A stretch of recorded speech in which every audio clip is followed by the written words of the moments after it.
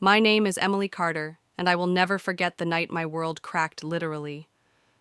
It started with a sharp metallic taste flooding my mouth, my ears ringing like 1,000 alarms, and my father's face looming over me twisted with fury.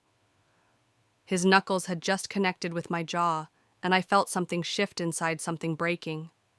The pain was instant and blinding, but before I could even process it, my mother's laugh cut through the haze like ice water. "That's what you get for running your mouth," she said, leaning lazily against the doorway. Her wineglass tilted just enough for the ruby liquid to catch the kitchen light. Her eyes didn't hold concern. They held satisfaction. The room felt smaller, the air heavier. My father, a man adored by our neighbors and praised by city officials for his philanthropy, now towered over me in our perfect 2-story colonial home in Connecticut. His voice dropped to a cold whisper. "Maybe now you'll learn to keep that gutter mouth shut." I was 18, but in that moment I was a child again, trapped powerless and painfully aware that in this house there was no safe corner. But something inside me shifted along with the bones in my jaw. It wasn't just cartilage and bone breaking, it was the last thread tethering me to obedience. I tasted blood, but I also tasted the raw, undeniable truth. They could break my body, but they would never own my will again. You see, my father's fists weren't new. His temper wasn't new. Neither was my mother's cold complicity. But this night was different. This was the moment when fear stopped being my master. From the outside, we were the Carter family, polished, respectable, the kind of people who graced the front page of the local paper for charity work. My father's law office was in every community magazine. My mother's event planning business catered to the city's elite. We were the family you asked for recommendations on fine dining and college prep tutors. Inside our walls, though those recommendations were replaced with orders, punishments, and the constant hum of tension you could never quite name, but could always feel. That night, as I lay on the cool kitchen tile, my left eye already swelling shut, I realized 2 things. First, that my mother's laugh was going to haunt me forever, and second, that they had no idea what they'd just unleashed. I won't pretend I didn't hurt. I won't pretend I didn't want to crawl into the smallest corner of my closet and disappear. But alongside the pain, there was clarity. I understood something my younger self never could. Surviving wasn't enough anymore. I needed to get out. I needed to take back the voice they had tried so hard to silence. And if you're watching this right now, wondering how someone can live like that and still find a way out, let me ask you this: where are you watching from? Tell me in the comments, because stories like mine can't survive in silence. Your words could be the light for someone else's darkness. Lying there on the tile, I didn't have all the steps figured out. I didn't know the exact day or the exact method. But I knew there would come a moment when I would turn the same weapon they'd used to keep me down into the force that would set me free. And when that moment came, it wouldn't just be about leaving. It would be about making sure they could never do to me or to anyone else what they had done for years. They thought they'd ended my rebellion. What they didn't know was that they had just given it a beginning. From the outside, the Carter family looked like the American dream. Our house stood in the middle of a quiet, tree-lined street in Westport, Connecticut, all white columns and manicured hedges. A wraparound porch framed the perfect facade, and in the summer my mother hung baskets of petunias that made the front look like a postcard. Neighbors waved when they passed by, sometimes pausing to compliment my father on his latest charitable donation or to ask my mother about her upcoming gala. We smiled back, always smiling. That was the first rule: smile for the world. The second rule was even simpler: never ever let anyone see the truth. Inside, the air was colder, not in temperature, but in atmosphere. You could feel it the moment you stepped past the front door, the sharp order of a man who demanded control and the brittle elegance of a woman who had learned to survive under his rules. Every room was spotless, every chair perfectly angled, every glass in the cabinet lined up like soldiers. And just like soldiers, we lived under strict command. My father, Richard Carter, was a senior partner at a prestigious law firm in New Haven. He was a master of appearances, every handshake firm, every word deliberate, every gesture calculated to project authority. People admired him, even envied him. If they had heard the things he said behind closed doors, the threats that rolled off his tongue as easily as his courtroom arguments, their admiration might have curdled into disgust. My mother, Linda, ran one of the most sought-after event planning companies in the state. She knew how to charm donors, soothe temperamental brides, and impress people with lavish centerpieces that cost more than most families' monthly rent. In public, she radiated grace. At home, that grace turned to glass beautiful, but cold and dangerous when shattered. Growing up in that house meant learning early how to read the subtle shifts in my father's voice and my mother's posture. I knew the warning signs, a certain tightness around his eyes, the way her hand would hover over her glass. Those signs told me when to disappear into my room, when to speak only if spoken to, when to pretend I hadn't heard the insult that hung in the air. People sometimes assume that abuse is constant, an endless storm, but in our house it was more like a weather pattern you couldn't predict.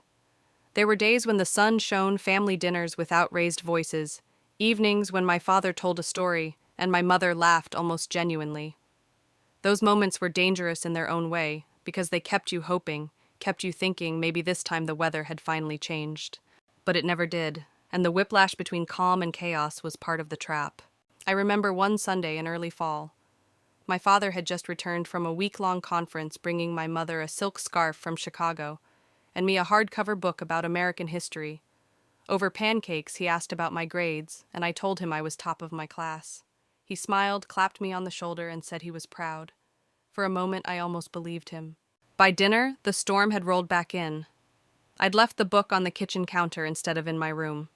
He found it next to the mail, and suddenly I was careless, disrespectful, and too entitled to take care of what I was given. That night, my ear rang from the slap, and my mother just told me to be more mindful next time. That was the rhythm of our lives, and everyone outside the family thought we were perfect. I didn't talk about it, not to friends, not to teachers, not even to Olivia, my best friend since freshman year. I'd mastered the art of smiling just enough to avoid questions, laughing just enough to blend in, keeping my answers vague enough to escape scrutiny. But every act of hiding came with a cost. The more I played the role, the more it felt like I was disappearing inside it. And maybe that's why the moment my father broke my jaw, something inside me woke up. I realized I wasn't just hiding to protect myself. I was hiding to protect them, the image they had built, the life they wanted people to believe in. I couldn't keep doing it. And if you've ever been in that position pretending for the sake of someone else's reputation, you know how heavy that mask gets. Tell me in the comments if you've ever had to hide something like that, because sharing it even in a small way can be the first crack in the mask. And if you haven't already hit subscribe. I tell these stories because someone somewhere needs to know they aren't alone. I wasn't ready to tell the world my truth just yet. But I was ready to start building the cracks that would one day bring the whole facade down. And it all began with remembering the rare moments when life didn't feel like a battlefield, because those moments, as fleeting as they were, would become my fuel. They were proof that another life was possible, and I was going to find it. There weren't many moments in my childhood that I could call good, but the few that existed were like rare gems, too precious to throw away, too fragile to hold for too long. They were the proof I kept tucked away in my mind, reminders that maybe life didn't always have to hurt. One of those days was my 10th birthday. My father had just won a big case that brought in a flood of money to the firm, and for reasons I still don't fully understand, he was in an unusually generous mood. My mother, who had been taking her anxiety medication consistently for a week straight, was calmer than usual. For once, the house felt like a home rather than a waiting room for the next explosion. That morning, I walked into the backyard to find a small petting zoo, set up goats, rabbits, even a miniature pony. The smell of hay and the sound of bleating goats filled the air. My classmates from school squealed with excitement, their parents smiling over paper cups of lemonade. I remember the weight of the little goat in my lap, its fur warm and coarse under my fingers, and how my father actually knelt beside me to take a picture.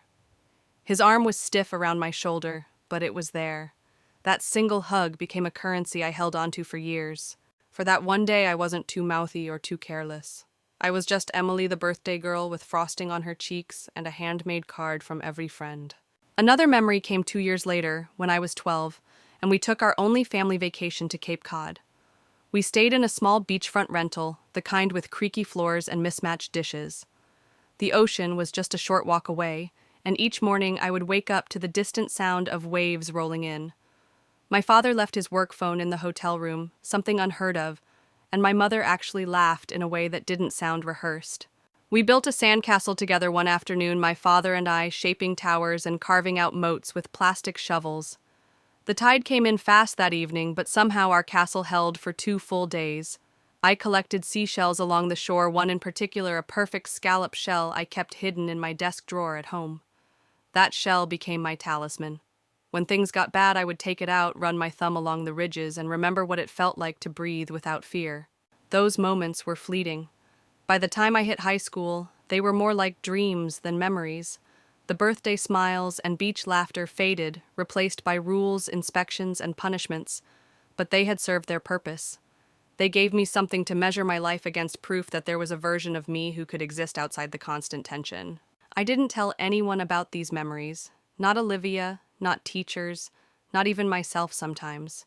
They were too easy to twist, too easy for someone to say, "See, it wasn't all bad." But for me, they weren't excuses for my parents. They were reasons to keep going. If a moment like that could exist once it could exist again, maybe not with them, but somewhere with someone. The tricky part was holding on to that hope without letting it turn into false optimism. I had learned early that hoping for my parents to change was dangerous. It made the disappointments sharper, the punishments harsher. So I kept my hope focused outward toward a life that had nothing to do with them. And yet those small pockets of happiness came with a price. They taught me how to pretend. I became skilled at slipping into the version of myself that my parents wanted when outsiders were watching, pleasant, obedient, just independent enough to seem well-adjusted. I knew how to stand beside my father at charity dinners, shaking hands with judges and business owners, smiling at my mother's clients, as if I truly belonged in their glittering world. It was all an act, of course, but it was an act I had to master if I wanted to survive. And strangely, it was those rare, good memories that made my performance believable. I knew what it looked like to be part of a happy family because I had lived it for a few scattered days out of 18 years. Even now, I can picture that Cape Cod shell sitting in my drawer, catching the afternoon sunlight. It wasn't just a souvenir. It was a compass pointing me toward the life I wanted. I didn't know how I would get there yet, but I knew I couldn't let myself forget what it felt like to be free. If you've ever had moments like that, tiny flashes of peace in an otherwise chaotic world, you'll understand why I clung to them. And if you do, I'd love to hear about them. Share one in the comments, because you never know, your story might be the reminder someone else needs to keep going. The truth is, those memories didn't save me on their own, but they lit a candle in the dark, and I guarded that flame fiercely, because I knew that one day I would need it to light the path out. By the time I reached high school, I had learned that perfection wasn't just encouraged in the Carter household, it was demanded. My father believed that grades were a direct reflection of his authority. My mother treated my academic performance as a prop in her social circle, and I treated it like a shield. Straight A's weren't about ambition, they were about survival. But somewhere in the middle of all that fear and calculation, I found something that was truly mine writing. It started small. In freshman year, our English teacher assigned a short story project. While most of my classmates turned in lighthearted tales or clumsy romances, I wrote about a girl who lived in a glass house where the walls could shatter at any moment. I didn't even realize it was about me until my teacher handed it back with a quiet look that seemed to see too much. She didn't press, though, just wrote, "You have a gift. Keep writing." From then on, I filled notebook after notebook. Poems, short stories, half-finished novels, anything that let me build a world where I could breathe. I wrote about faraway cities, noisy cafes, and anonymous faces in the crowd. In my stories, the main characters were always brave in ways I wasn't yet. They said what they wanted. They walked away when they needed to. They lived lives that were theirs alone. I never showed my writing to my parents. I knew exactly what my father would say. Writing was a hobby, not a career. And my mother, she wouldn't even bother pretending to care. To them, anything that took my focus away from their expectations was a threat. Still, I kept writing, and slowly the dream began to form. I started researching journalism programs in the school library, careful to clear my browser history afterward. I found one name that made my pulse race every time I typed it: New York University. NYU wasn't just a school to me, it was a symbol. It was hundreds of miles away from Connecticut, nestled in a city that never slept, where anonymity could be my armor and my freedom. I could walk through Greenwich Village with a notebook in my bag, attend lectures by reporters who'd traveled the world, and finally be surrounded by people who saw me as me, not as an accessory to the Carter brand. Of course, I knew better than to bring it up at home. My father already had plans. He'd mentioned Yale more than once with law school to follow. It was a sensible path, one that would keep me close and, more importantly, under his thumb. That's why my research had to be silent, my applications hidden. I looked up scholarship opportunities during lunch breaks, taking notes in code so no one could understand if they saw my papers. I wrote drafts of application essays in the back of my notebooks, disguising them as creative writing assignments. The more I imagined my life in New York, the more I noticed how suffocating my current life was. Every conversation at home felt like a transaction. What could I do to keep the peace, to avoid the next explosion? Every public outing was another performance, another role I had to play flawlessly. I didn't even tell Olivia at first. She was my only real friend, the only person who knew bits and pieces of what home was like for me, but I was scared. Not because she'd judge me, but because saying it out loud made it real. And real meant dangerous. I became an expert at compartmentalizing straight-A student on the outside, desperate runaway in the making on the inside. Some nights I'd sit at my desk, staring at that scallop shell from Cape Cod, and picture it on the windowsill of a tiny apartment in Manhattan. I could almost hear the city outside, the rush of traffic replacing the oppressive silence of my father's house. I'd imagine writing articles in a cramped coffee shop surrounded by strangers who didn't care about my last name or my parents' reputations. Those daydreams were dangerous. They were the only thing strong enough to challenge the voice in my head that said, "This is just how life is. Get used to it." I didn't know it yet, but that voice would be tested sooner than I thought. Because dreams, no matter how carefully hidden, have a way of colliding with reality. And in my house, reality was always armed. If you've ever had a dream, you had to hide something so important, you kept it locked away like contraband. Tell me about it. You never know who might need to hear that it's okay to want something different. The first step to leaving wasn't packing a bag or buying a bus ticket. It was letting myself believe that the life I wanted was possible, even if I had to fight like hell to get it. And soon I would find out just how much of a fight it would take. I was 14 the first time it truly hit me. No one was coming to save me. It was the middle of sophomore year, and I'd just gotten back a math test with an 87 on it. For most kids, that would be fine. In my house, it was a declaration of war. My father was waiting in the kitchen, holding the paper like it was evidence in a criminal trial. "What is this?" he asked, his voice low and dangerous. "It's still a B+," I said before I could stop myself. The next thing I knew, his hand connected with my face. I remember the sharp crack, the metallic taste in my mouth, and the way my head snapped sideways.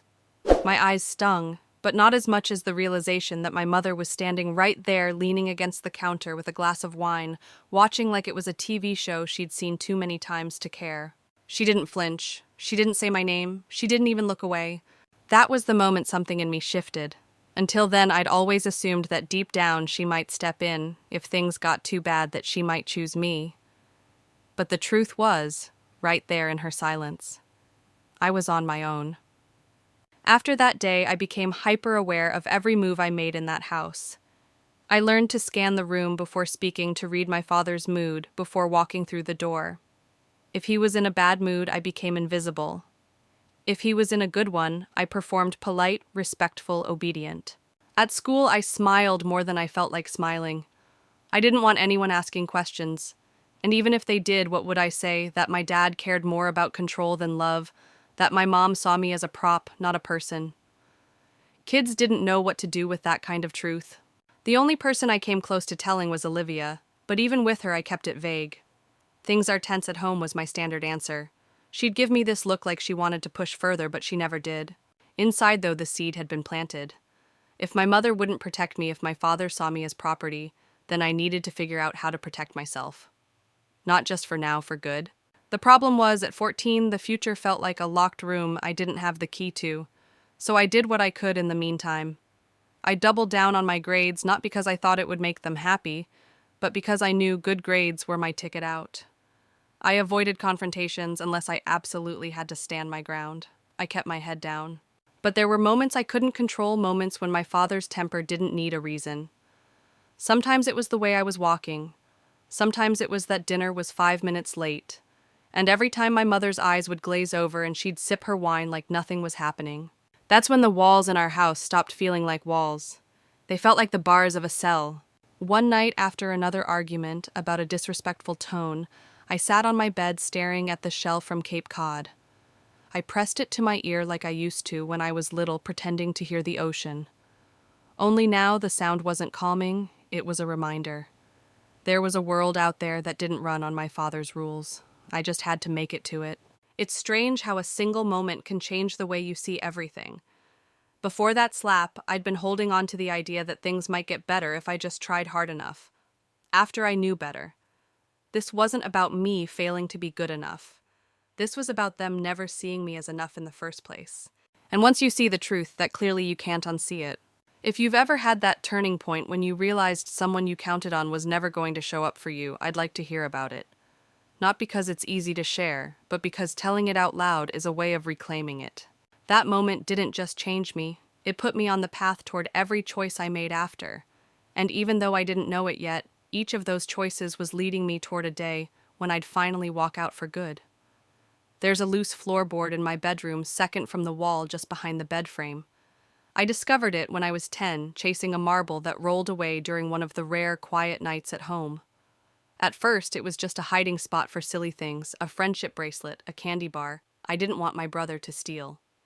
But as the years passed, that hollow space became something else entirely. By 14, it was my vault, my confessional, my only safe place in a house where every word could be used against me. It started with scraps of notebook paper. Whenever my father's voice got too loud, whenever my mother's eyes went too cold, I'd write it down exactly what was said, exactly what happened. Not because I thought I'd ever show it to anyone, but because I needed proof. Proof for myself that it was real. Proof that I wasn't imagining the bruises, the threats, the way my mother's wine glass seemed heavier than her conscience. Over time, I started adding more than just the bad.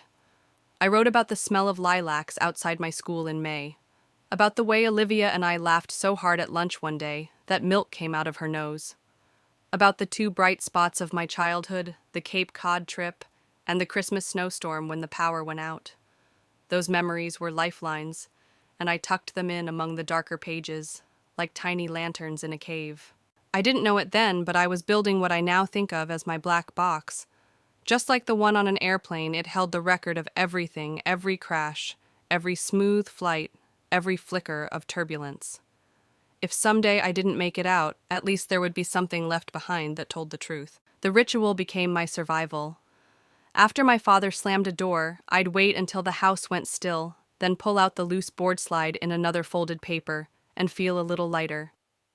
Sometimes I'd write for hours, whispering the words under my breath, as if saying them aloud could keep them from eating me alive. There was power in it. On the page, I could say everything I wasn't allowed to say in real life. I could admit that I hated the way my mother looked through me, that I feared my father's footsteps in the hallway. I could also dream without being mocked about the apartment I'd have someday, the college I'd attend, the kind of person I'd become once I was free. It wasn't just about venting. Writing gave me clarity. Patterns started to emerge, how my father's worst rages came after business calls that didn't go his way, how my mother became cruelest right after dinner parties when she'd been pretending all night. Those observations became part of my mental armor. If I could predict the storms, maybe I could survive them. One rainy night, I remember kneeling by the floorboard, pen in hand, and realizing I was no longer writing just for me.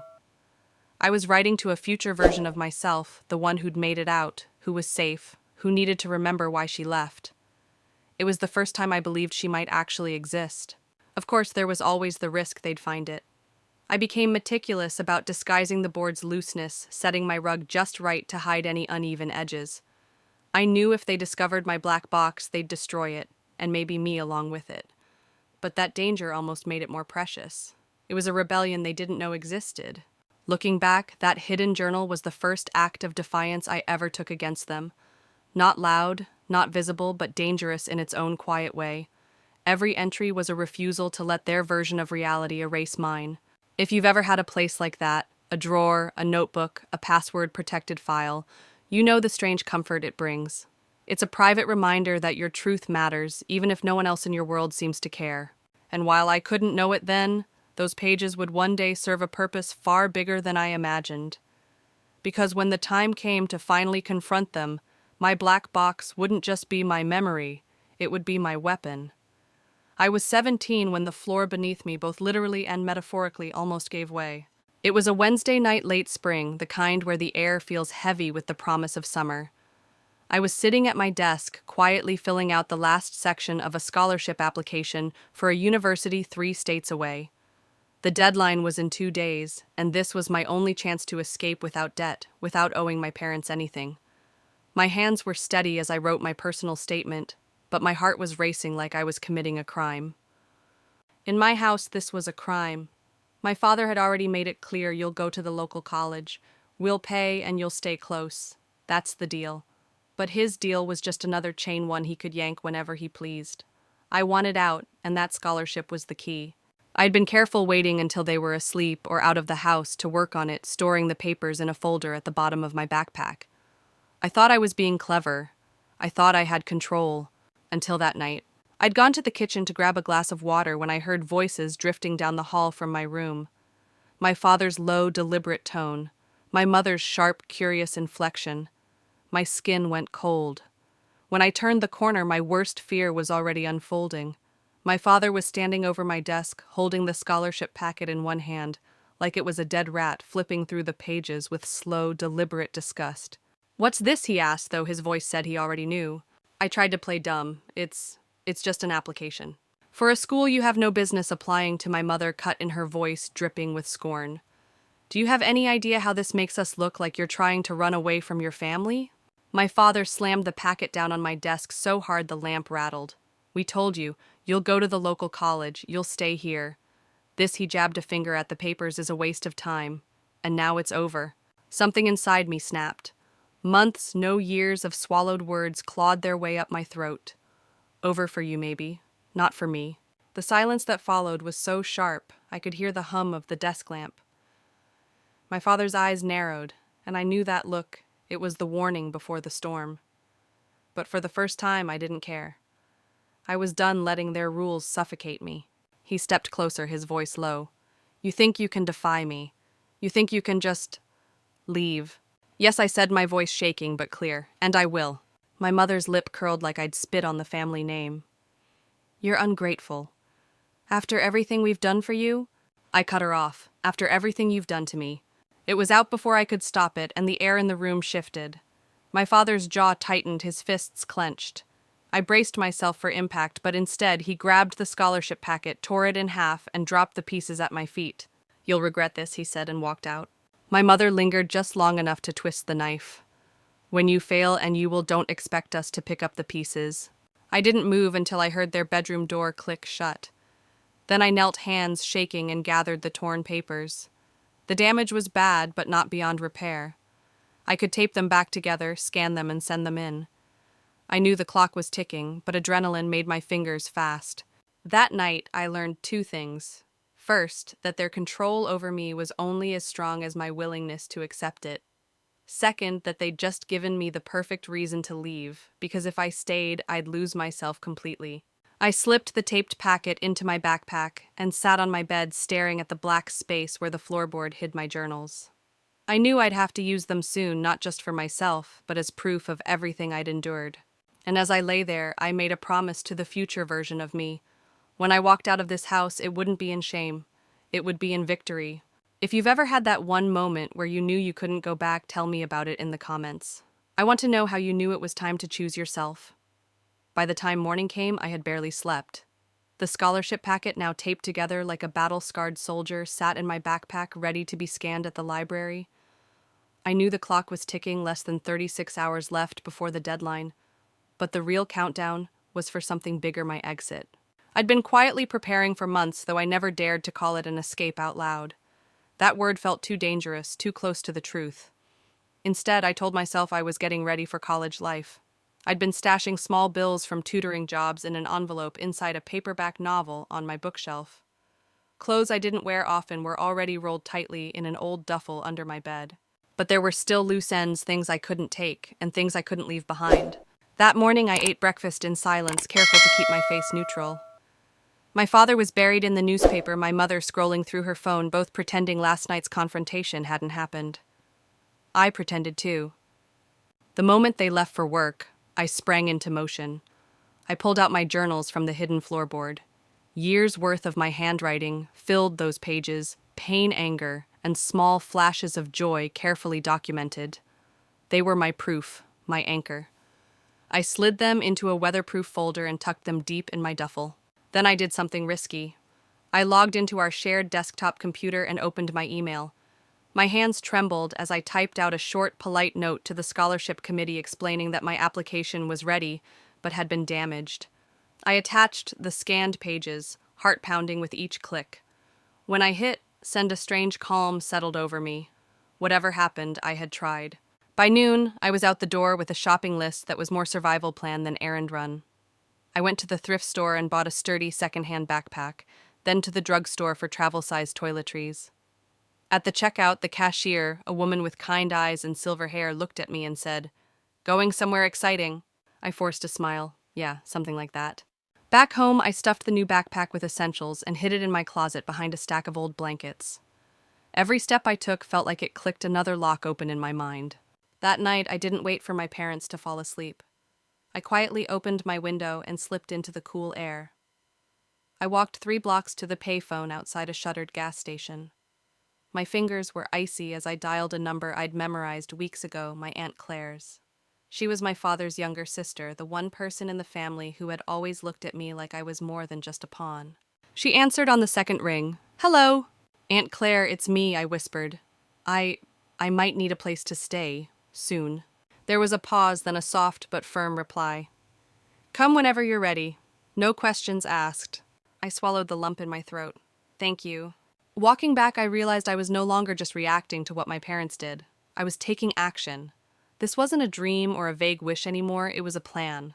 When I climbed back through my window, I saw the sliver of light under my parents' bedroom door. They were awake. My pulse spiked, but I moved slowly, quietly, sliding into bed like I'd been there all along. As I lay there staring at the ceiling, I knew there was no going back. My exit wasn't some distant possibility. It was a date circled in invisible ink on my mental calendar. And when that day came, I wouldn't just be walking out. I'd be walking toward the life they swore I couldn't have. Have you ever had a plan you couldn't tell a soul about? Share it with me. I want to hear those moments of quiet defiance that kept you going. 2 days later, my plan almost collapsed before it began. I was in my room after school packing the last of my clothes into the hidden duffel when I heard the sharp sound of footsteps storming down the hallway. My door flew open without a knock, my father's signature move. He stood there, eyes narrowed, holding the thrift store backpack in one hand like it was a piece of evidence. "What's this?" he demanded. I froze. My mind scrambled for a believable lie. "It's for a school project. We're doing a camping trip for environmental science." His jaw flexed. "Since when do you go camping?" "Since Mrs. Reynolds assigned it last month," I said, forcing a casual tone, though my pulse was hammering. "We're supposed to bring old gear, nothing new." He stared at me for what felt like an eternity. I could tell he was weighing whether to push further or let it go. Finally, he tossed the backpack onto my bed and said, "Don't think I don't notice when you start hiding things." Then he turned and left, slamming the door so hard the picture frames rattled. I stood there breathless, clutching the strap of my duffel. That was too close. Too close. That night, I knew I had to accelerate everything. My original plan had been to wait for the weekend when my parents were away at a charity gala, but the risk of discovery was now too high. If they went through my things again, I'd lose everything I'd prepared. I pulled out the prepaid cell phone I'd bought with my tutoring money and texted Aunt Claire change of plans. "Tomorrow night." Her reply came almost instantly. "Door will be unlocked. Leave your phone behind." The next 24 hours were a blur of silent calculation. I hid my journals at the bottom of a box labeled old school papers, stashed the envelope of cash in my bra, and moved the duffel to the space behind the furnace in the basement, somewhere my parents never went. But the real gamble came at dinner. I needed them to believe I was staying in for the night, maybe even working on an assignment. My father was in a better mood than usual, telling some loud, self-congratulatory story about a court case he'd won. My mother laughed at all the right beats. I smiled faintly, pushing food around my plate. When they finally retreated to the living room with their wine and the TV, I slipped upstairs. Every creak in the floorboards felt like a gunshot. I grabbed my backpack, heart pounding so loud I swore they could hear it. Halfway down the stairs, I heard my father's voice, "Emily." I froze. "Yeah." "What are you doing?" "Just grabbing my laundry." A pause. "Then bring mine down too." I forced a laugh. "Sure thing." I turned back up the stairs, dumped the laundry basket in front of my door, and waited until I heard the laugh track from their TV show fill the house again. When I finally slipped out the back door, the air hit my face like freedom. I didn't look back. Not once. The walk to Aunt Claire's was only 15 minutes, but every shadow felt like it was watching me. My hands trembled as I pushed her door open. She didn't say a word, just wrapped me in the kind of hug I hadn't felt in years. "You're safe now," she whispered. But I knew this wasn't the end. This was the open loop, the point where safety was temporary, and the real test was still ahead. Because people like my parents didn't just let go. They would come looking, and when they did, they'd realize I wasn't the same girl they thought they could control. 3 days. That's how long my fragile sense of safety lasted. It was a Thursday afternoon, and Aunt Claire had just left for work. I was alone in her apartment trying to focus on a college application essay when I heard 3 hard knocks on the door. Not polite, not curious, demanding. My chest tightened. No one knocks like that unless they already know you're inside. I crept to the peephole and my stomach dropped. My father stood there perfectly composed in his tailored suit, his lips curled into that familiar, smug smile. Behind him, my mother clutched her designer purse like a trophy. "Emily," he called, his voice smooth like this was a social call. "Open the door. We need to talk." Every cell in my body screamed, "Don't." I stepped back, heart racing, trying to think. I knew if I let them in, I wouldn't be walking back out on my own terms. "Emily," my mother's voice chimed in, sweet and false. "You've had your fun. It's time to come home. We can forget all this silliness if you just unlock the door." They made it sound like I'd gone on a spontaneous vacation. Like the years of bruises, the threats, the nights hiding in my closet never happened. I didn't answer. My silence seemed to irritate my father. His tone sharpened. "You think you can run from us? You're still a minor, Emily. I can drag you back home tonight and no one will stop me." I swallowed hard. That part wasn't entirely true. I was 18 now, but I knew he would twist the law if it suited him. Then came the sound that made my blood run cold, his hand rattling the doorknob, testing it, measuring the lock against his will. I grabbed my phone, the prepaid one, and texted Aunt Claire. "They're here, outside the door." Almost instantly, she replied, "Call 911 now." I'd never called the police before. The idea terrified me, not because they'd hurt me, but because my father's reputation could make them doubt me. But something deep inside said this was the line. This was where I had to stand my ground. When the dispatcher answered, my voice was shaking, but I forced the words out. "My parents are trying to force their way into my aunt's apartment. I'm not safe with them. Please send someone." I heard my father's muffled laughter through the door. "You think the cops will believe you over me? Do you know how many of them owe me favors?" That cut deep, not because I thought it wasn't true, but because I knew it was. It felt like forever, but in less than 10 minutes, the hallway was filled with the sound of heavy boots and authoritative voices. "Sir, step away from the door." When I peeked through the peephole again, I saw 2 officers standing between my father and the door, their hands resting near their holsters. "This is a family matter," my father said, smiling like he was at a press conference. "My daughter's confused. We're just here to bring her home." One of the officers glanced toward my door. "Ma'am, are you Emily?" "Yes," I called back, voice steady now. "Do you want to go with them?" "No," I said louder this time. "I am not going with them." That was it. That was the moment the balance shifted. My father's face hardened, the mask slipping for just a fraction of a second. My mother's lips pressed into a thin line, her eyes sharp as knives. The officers told them to leave, and for the first time in my life, my parents were the ones who had to walk away while I stood my ground. But as I watched them disappear down the hall, I knew this wasn't over. This was a battle won. The war was still coming. 2 days after the police made my parents leave, the retaliation began. It didn't come with pounding fists on doors or screaming phone calls. No, my father was too strategic for that. He knew exactly how to strike where it hurt most. It started with whispers, or rather a flood of perfectly curated lies. My inbox filled with messages from old classmates, neighbors, even people I barely knew from church. "Emily, your dad says you're having mental health problems. Are you okay? I heard you ran away with some older guy. Is that true?" The stories were all different, but had one common thread. I was unstable, untrustworthy, maybe even dangerous. At first, I tried to ignore it, but then it bled into my real world. My part-time job at the local bookstore called me in for a chat. The owner looked uncomfortable as she told me that my parents had shown up, claiming I had stolen from them, that I was not in the right headspace to work with the public. She said she didn't believe them, but with so many customers in the community talking, she couldn't take the risk. I left with my final paycheck in an envelope and a pit in my stomach. It wasn't just my job. My father knew I had applied for a prestigious journalism internship. 2 days before the selection date, the program coordinator called me. "Emily," she began cautiously, "we've received some concerning references about your reliability. Someone claiming to be a family member suggested you might not be able to handle deadlines or public interactions." I wanted to scream to tell her the truth, but I could hear in her tone that the seed of doubt had already been planted. The call ended with a polite, "We'll keep your application on file," which I knew was just code for, "You're out." It felt like my father was reaching through invisible strings, yanking away every foothold I had left. That night, Aunt Claire sat me down. "He's trying to isolate you, Emily. If he can't drag you back physically, he'll make sure you have nowhere else to stand." I clenched my fists. Then I need to flip the board. We decided it was time to use the ace I'd been holding for months, the evidence of my father's affair with a married city councilwoman. Not just any councilwoman, but one who had campaigned on family values and had a spotless public image. I had photos, messages, and thanks to a careless voicemail audio of my father laughing about how he could make her vote any way he wanted in exchange for keeping their secret. The plan wasn't just to expose him, it was to do it where it would sting the most, in a room full of his most powerful allies with cameras rolling. That opportunity came faster than I expected. An invitation arrived for Aunt Claire. She was still loosely connected to the family, through business circles, to attend my father's 50th birthday gala. It was being held at a luxury hotel downtown with press coverage promised. We knew exactly what to do.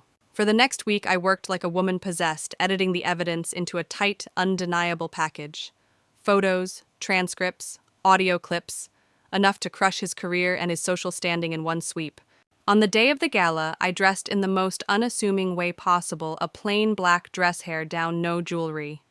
I was there to blend in until the moment I became impossible to ignore. The ballroom glittered with gold decor, champagne towers, and a sea of expensive suits. My father was in his element, holding court, the charming patriarch everyone admired. When the speeches began, I positioned myself near the projector and audio controls. Aunt Claire had secured me access under the guise of helping the event team. My heart pounded as I waited for the final toast. This was it, the perfect moment. As the crowd raised their glasses, the screen behind my father flickered. His smile faltered. The first image appeared, him arm around the councilwoman, lips inches apart, time-stamped at a city-sponsored event. The murmurs started. Then came the audio. His voice clear as day. "Don't worry, baby. As long as you vote my way, no one will ever know." Gasps, camera flashes. A wine glass shattered on the floor. My father's mask cracked in real time. This wasn't just my strike back. This was me lighting the match and letting his carefully built empire burn. The silence after the audio clip ended was deafening. It lasted only a few seconds, but it felt like the ballroom itself was holding its breath, every crystal chandelier and gold-trimmed chair trembling under the weight of the moment. Then came the explosion. "Turn that off!" My father barked, his voice cracking in a way I'd never heard before. His perfect politician's tone was gone, replaced by raw panic. But the staff didn't move. All eyes were glued to the screen as I let the final piece of evidence roll, a text thread between him and the councilwoman, her pleading to keep their meetings discreet, him replying with smug assurance that no one in this town is brave enough to cross me. That's when the first reporter stood up. "Mr. Hargrove," she said sharply, "care to comment on these allegations of corruption and misconduct?" The room shifted. People who had been laughing with him minutes ago were now sliding their champagne glasses away, turning toward him as though he'd suddenly become toxic. His allies were calculating the odds of survival, and those odds didn't look good. And then, like the perfect final act, the ballroom doors burst open. 2 uniformed officers stepped in, followed by a plainclothes detective I recognized from Aunt Claire's contacts. The detective walked straight toward my father, his voice loud enough for every microphone in the room to catch. "David Hargrove, you're under investigation for corruption, blackmail, and misuse of public funds. We're asking you to come with us." Gasps rippled through the crowd. The councilwoman, pale as a ghost, tried to slip toward the exit, but another officer intercepted her. My father's face turned a shade of red I'd never seen before. Rage, humiliation, maybe even fear. "You think you can do this to me?" "In my own town," he snarled, but the detective didn't flinch. "This isn't your town anymore," the detective said. In that moment, I felt something shift inside me. This wasn't just revenge. This was liberation. The years of control, of whispered threats of him pulling strings in the dark, ended here in front of everyone who had once bowed to him. But here's the thing about public takedowns: they don't end when the person is led away. They echo. And I knew my next move had to make sure that echo lasted. I pulled out my phone and hit upload. Every file, every photo, every audio clip gone from my private folder and now streaming across social media. The video began to trend within minutes, comments pouring in from people who'd long suspected my father's pristine image was a facade. And then came the messages, not from strangers, but from people I hadn't heard from in years. Former employees of his company, neighbors who'd been pushed out of their homes by his development deals. Even one of my cousins, who admitted he'd been too afraid to speak up before. "You did it," Aunt Claire whispered beside me, her eyes glassy. "You've ripped the mask right off." As my father was escorted out, cameras flashing like fireworks, I realized something. He wasn't looking at the reporters or the officers or even the councilwoman. He was looking at me. There was no hate in that look, only recognition. He knew exactly who had done this. And for the first time in my life, I didn't look away. That night, I left the gala without speaking to anyone else. Outside, the city felt different. The air was cooler, lighter. I could breathe without feeling like I owed someone my silence. But I also knew this wasn't over. Powerful men like my father don't just disappear quietly. The next move was his, and I had to be ready. Before bed, I checked my notifications one last time. The video was still climbing the truth, spreading faster than he could possibly contain it. In the comments, strangers were already speculating about what else he'd done, what other skeletons were waiting to fall out of his designer closet. I smiled, not because it was over, but because the story had shifted. For years, I'd been the footnote in his life. Now he was the cautionary tale in mine. 3 days after the gala, the first shot came. It wasn't a bullet, not the kind you could hear, but it hit just as hard. I woke up to a flood of emails from my employer's HR department, each more formal and ominous than the last. Words like conflict of interest and reputational risk were suddenly attached to my name. At the bottom of the final message was the line that made my stomach knot. "Effective immediately, your contract is terminated." My father's reach was longer than I'd hoped. The media frenzy from the gala had been relentless. And while most of it painted me as a whistleblower, a few strategically placed articles started to appear, anonymous sources, claiming I'd doctored the evidence that I was an unstable daughter with a vendetta. I didn't need a signature to know whose fingerprints were all over it. That afternoon, as I scrolled through the smear pieces, a blocked number lit up my phone. Against my better judgment, I answered, "Enjoying your 15 minutes?" His voice was smooth again, the panic from the gala replaced with that old, calculated arrogance. "You think you've won, Emily. I built this city's power structure brick by brick. You can't tear it down with a video." I let him talk because I wanted him to think I was rattled. But inside, I was cataloging every word, every threat. "You've already lost the public," I said, finally keeping my voice calm. "You just don't realize it yet." He chuckled. "The public forgets. I don't." Then the line went dead. That night, I stayed at Aunt Claire's, her apartment dim, except for the light of our laptops. We knew the counterattack was coming, but the speed and precision of it still shocked us. My bank account, frozen under suspicious activity claims. My landlord, suddenly reconsidering my lease renewal. Even the coffee shop where I'd worked part-time as a student emailed to say they'd prefer not to be associated with controversy. It was surgical. "He's trying to box you in," Claire said, her fingers flying across the keyboard as she dug into financial records. "Cut off your money, your credibility, your home until you have to crawl back." She didn't know my father like I did. Crawling back was never an option. Instead, I dug deeper. Every late-night meeting I'd seen him sneak off to. Every envelope I'd watched change hands. Every whispered conversation at family dinners when he thought I was too young to understand. I started contacting the people who'd messaged me after the gala, the ex-employees, the evicted families, the cousin who'd finally found his courage. And here's where it got interesting. They weren't just willing to talk. They were willing to testify. Meanwhile, the smear campaign escalated. A fake scandal about me and a married man hit a gossip site. A suspicious package appeared at my doorstep containing nothing but shredded newspaper and a note, "Silence is survival." Claire wanted me to go to the police, but I knew better. My father had men there too. So I played it smarter. I began feeding his own allies selective truths, just enough to make them question their loyalty. I leaked small, verifiable details to reporters who still trusted me, each one a breadcrumb, leading toward the bigger crimes we hadn't yet revealed.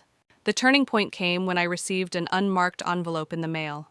Inside was a single photograph, my father shaking hands with a man whose face was all over the news last year for laundering millions through offshore accounts. On the back, in careful handwriting, was a single line: "You're not alone in this." It meant someone inside his circle had flipped. That night, as I tacked the photo onto my growing evidence board, I realized something: he was no longer hunting me. He was defending himself.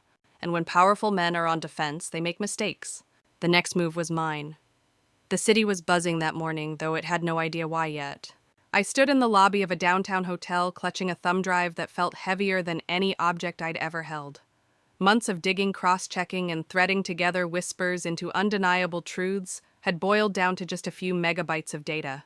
This was the kill shot. Inside that drive was proof, not speculation, of my father's criminal empire: wire transfers from shell companies, emails between him and politicians approving illegal zoning changes, even security footage of him meeting known syndicate members in private clubs.